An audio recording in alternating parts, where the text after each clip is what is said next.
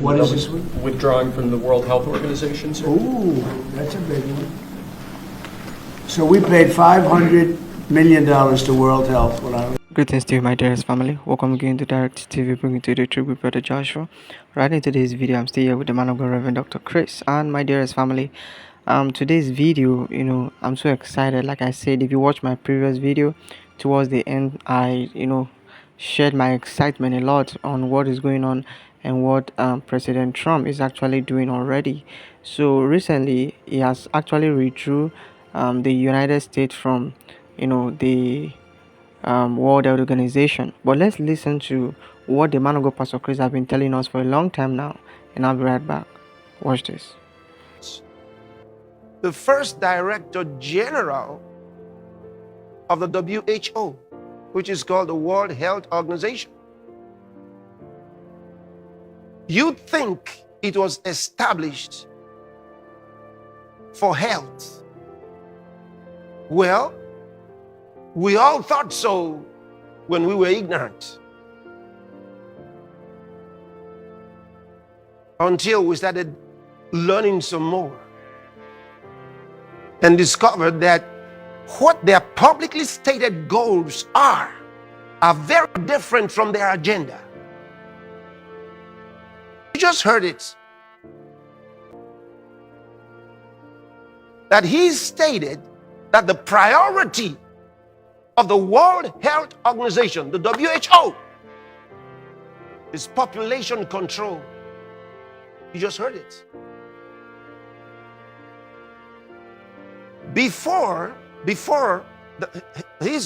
This man is called Dr. George Brook Chisholm.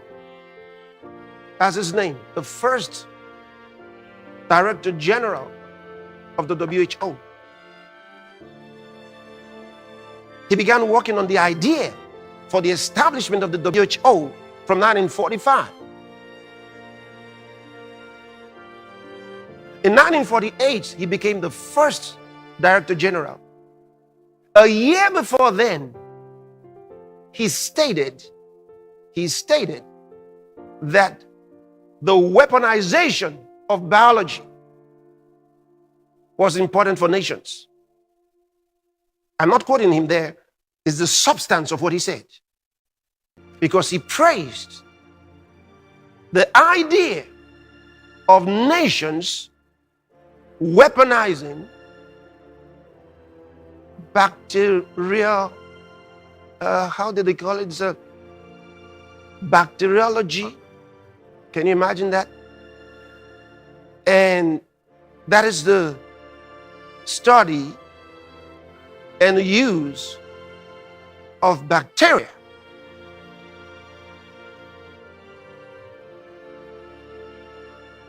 as weapons of war.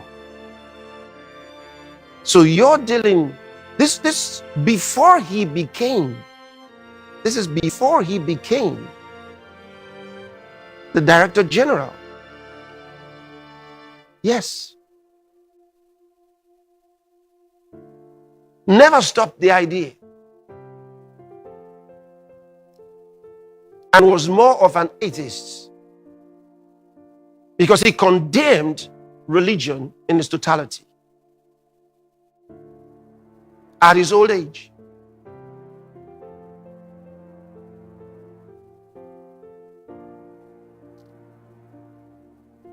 So you ask yourself, if that kind of a guy was the one who became the first Director General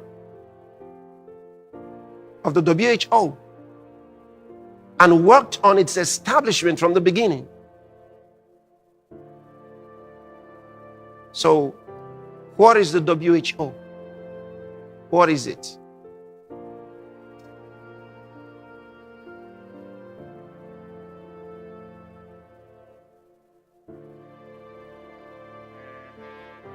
What might it be?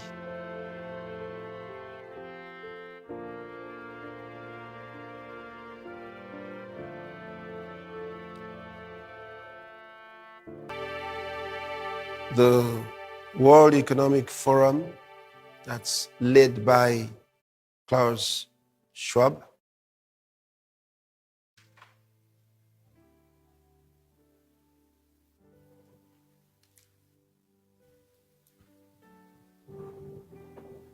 An organization that believes and promotes absolute idolatry. They deny Jesus Christ as the Son of God. In fact, they don't even hide it. Their main and chief advisor, no Hariri or Harari or something like that, that's his name.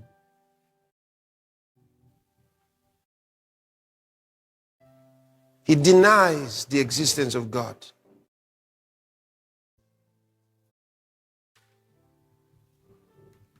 He says there's no God.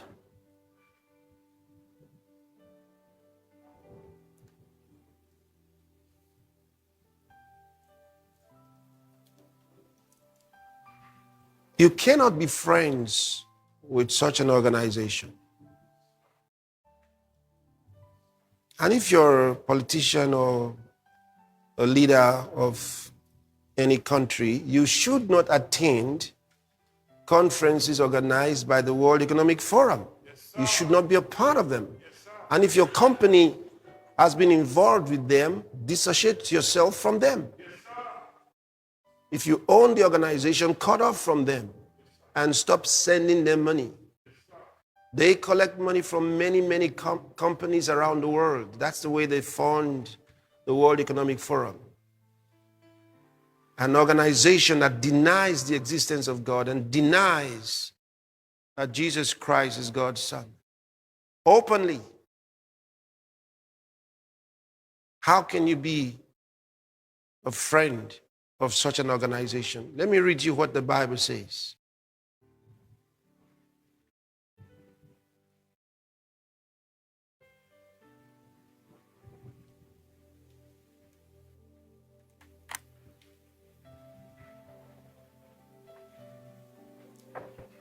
If you go to James chapter 4, where we were reading, he calls those who are children of God that like to make friends with the world, he calls them adulterers and adulteresses. Look at it. In verse 4, he says, know ye not that friendship of the world is enmity with God? Whosoever therefore will be a friend of the world is the enemy of God.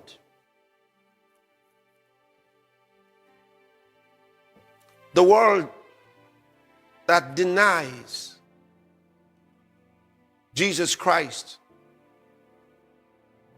the world that denies the existence of God, you cannot be a friend of such a world.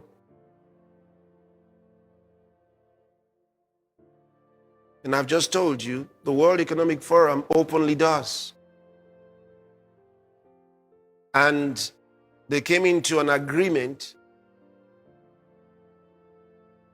with the United Nations. And I'm really specific when I say the United Nations organization under Guterres, Antonio Guterres.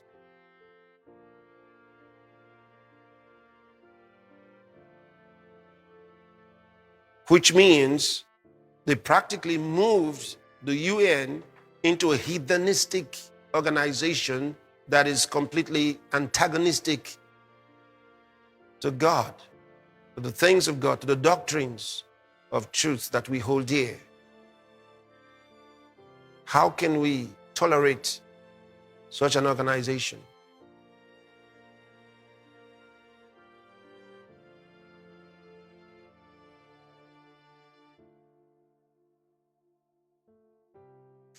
So that's why I call for the resignation of Guterres.